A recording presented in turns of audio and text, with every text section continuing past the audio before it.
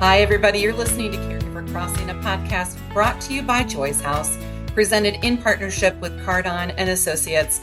We're really happy that you're here. This is going to be a great segment to be a part of.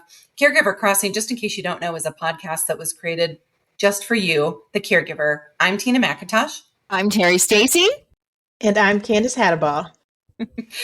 So I need to say this up front. This is going to be a really raw segment for me to be a part of. And so as we get into it, I'll explain a little bit more, but I am not going to filter any emotions as they come up because this is life, my friends. So we're here to talk about how making life or death decisions for a loved one is often accompanied by a lot of different feelings. There might be anxiety, depression, and post-traumatic stress. In one of the first studies addressing the effect of spiritual support for caregivers in ICU situations, it was found that those who received enhanced spiritual support experienced higher spiritual well-being, satisfaction, and lower anxiety. And so today we're joined by Dr. Alexia Torke. Dr. Torke is a research scientist with Regenstrief Institute and leader of the recent study. So Doctor, first of all, thank you so much for being here with us. Thanks for having me. Now, I have a lot of questions, but let me just tell you this briefly before we begin. I literally zoomed over here to record with you from the hospital where my dad is right now. Not the first time we've been in this situation, but we believe, potentially facing life or death decisions for him. He's not coherent at this time. So that's why I say, if I have a moment, just, we'll just keep talking because this is real life. This is why we do this podcast. And so hearing that you did this study is wonderful. We do have a question though. We talk about this as one of the first studies addressing the effect of spiritual support for ICU caregivers. And I guess the first question is, why are we looking at this now? Well, let me first of all say that, the situation you're in is why we do this work. And I'll be thinking of you as you continue to cope with your own caregiving and decision-making situation. And I think personally why I do this is because across my career, this has been one of the hardest situations that people face, I think. And I've been struck ever since I was an intern many years ago with the fact that it's hard enough for people to face their own illnesses and to make decisions about themselves and deal with those emotions. But things can be even more complicated when we're facing a situation of someone we care about or love. And it's hard from both the emotional, the spiritual perspective and the decision-making perspective. It's just really hard. And so a lot of my career is focused on how to help caregivers through those situations. Does it surprise you that something like this, like research like this, has not been done before? Because clearly you feel it, like you get it. I can see your face. I can see it on your face. I can hear it in your voice. Did it surprise you that nothing like this has ever been studied? When I started getting interested in this, I was surprised at how little was out there.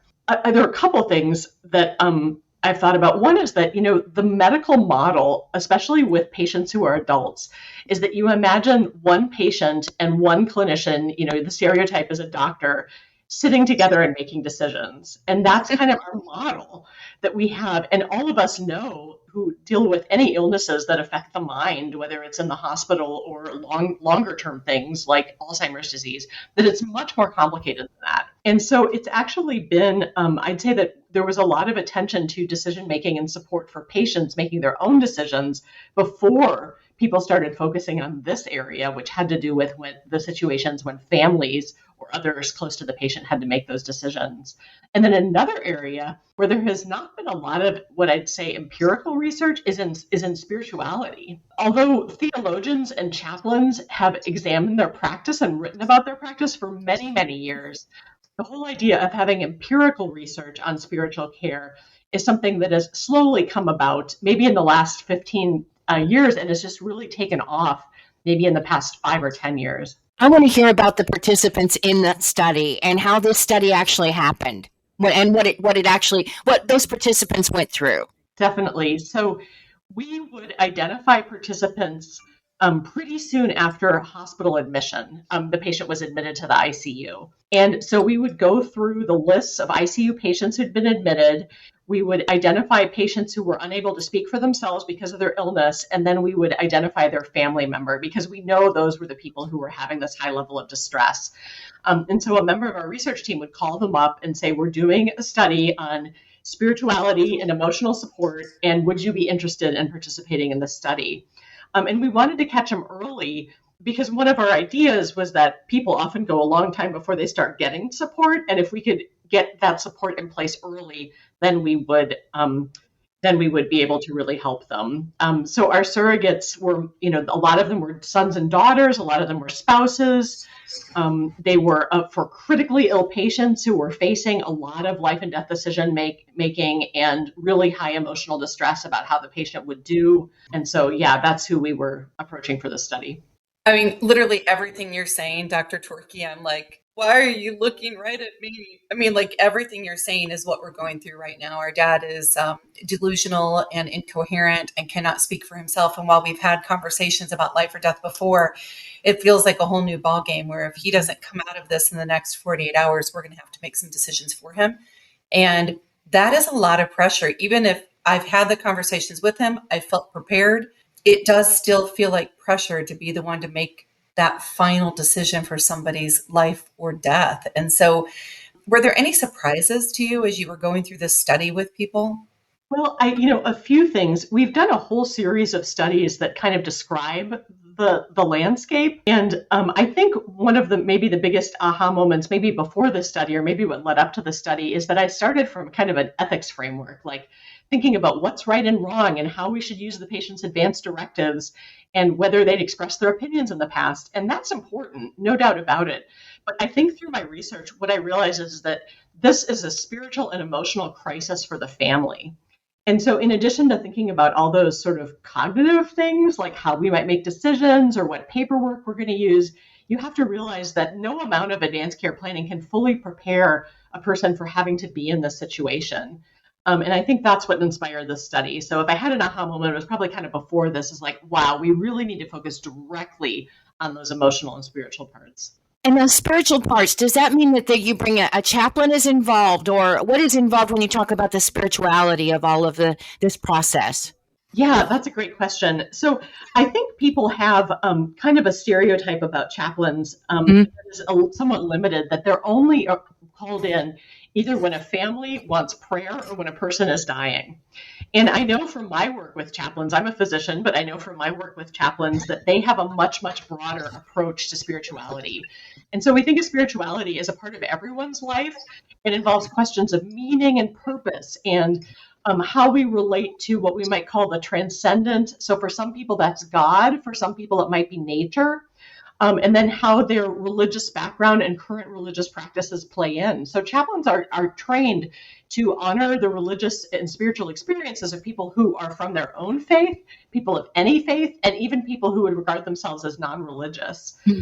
So the chaplains are so important because those questions of meaning, of like, why did this happen? Or what's the meaning of life? Or those come up at the beginning of life and at the end of life. And that's where chaplains can be, one place where chaplains can be especially important. Doctor, for this study, you all used the enhanced spiritual care model. Can you tell us more about what all that encompassed? Yeah. So when I first started this work with my team here, we looked through the models that had been published, and we realized that chaplains are trained in a very open-ended way. They're trained to go in the room with kind of no preconceived notion and listen to what the person says, whether that's a patient or a family member, or sometimes even a staff member. But the challenge is when you're doing research, you need something that's reproducible so that we can teach other people how to do it. And we decided that there really wasn't anything published out there that quite captured what we needed. So we got a group together that met weekly for several months that included chaplains and researchers, physicians, chaplain leaders. And we developed this approach that we call spiritual care assessment and intervention, or SCI, because we love the good acronym. And it involves assessing dimensions of spirituality such as meaning and purpose, transcendence and peace, relationships and self-worth. And so the chaplain does an assessment of all of those areas and then tailors spiritual interventions to that one person. And so for some people, that might be prayer or reading a sacred text, but for someone else, it might just be deep listening or helping them find an experience that can bring them peace. And then the chaplain, of course, documents this in the medical record according to this framework. So we found that this framework is open-ended enough that it can be useful for the chaplain, but is also useful in a research study where we need it to be somewhat reproducible. I love everything you're saying. I have to tell you, we are starting at Joy's House, Caregiver Crossing, as a radio program of Joy's House. We're starting an end-of-life doula program. And a lot of the things you're talking about are things that as we're developing the program that we're talking about implementing in there. Now, we are not chaplains. And so, we approach things a little bit differently, but it is very much about having somebody that's present with you and that you can sit with your own thoughts and feelings and navigate those. So I just think that you are to be, my words are not great today. I just can't get them all together. But, admired, acknowledged, whatever the right words are, for leading this study to help prove the importance of walking with caregivers, in this case, particularly ICU caregivers, from that spiritual perspective. And so if people want to know more about that model and more about the studies, is there someplace where they can go to find that? Or, I'm thinking, one, there's the clinical side, right? Which some of us get scared. We see the papers that doctors that you put out and we're like, ooh, too many words, too much black and white. Is that the best place to go? Right. So there are a few things. This study was led through a center that I directed IU Health called the Evans Center, and we have a website, Evans Center, Indiana, and there's some information about our study there that folks are welcome to access. And in addition to the papers, they might find some other descriptions as well. And so, there are places that people can go to learn a little bit more about our study. But certainly when folks are in the hospital, many hospitals do have spiritual care departments. And so when people are in this situation, they can ask if a chaplain can be available to come visit them. And that's many hospitals around the city and all over the country. And so there's the opportunity to have that kind of support. We thought that chaplains would do something particularly important, which is address both emotional and spiritual concerns. But there, as you pointed out, are other professions who do this too. So sometimes social workers can be incredibly supportive. And I love this concept that's developing about the end-of-life doula, where you have someone who can walk with the person and their family through this journey. Yeah, it's just interesting. And I know that we have to wrap here in a second, but it's interesting to me how now it's like all clicking for us in the world about caregivers, right? This is something we've talked about a lot at Joy's House. We've had programs for years, but it is really beautiful to see all this come to a light. And I know your research didn't happen overnight. So thank you for all the work that you've put into that and for shining that spotlight on such an important topic, not just because it's personal for me right now. It's what we do at Joy's House every day. And we're just delighted that people are recognizing the heavy burden that comes with caregiving, and that we're all together finding ways to uplift caregivers and to give them a community and people to hold their hands throughout the journey. So really, really respect you for that. Thank you. Thank you. Ladies, before we close, any other questions? Anything we missed? Grateful for the information, and we're going through it too at home, so I appreciate it very much. I will be reaching out for sure. That information and that study, so important. Thank you so very much, Dr. Alexia Torke. A big thanks to Dr. Torke and her team for the research that they're doing. She, again, is a research scientist with Regenstrief Institute, do fantastic work. For the rest of you, please email me anything that you want to hear us talk about, anything that you feel like maybe you've heard here before in Caregiver Crossing that we can help you to get connections to or more information. You can email me at tina@joyshouse.org.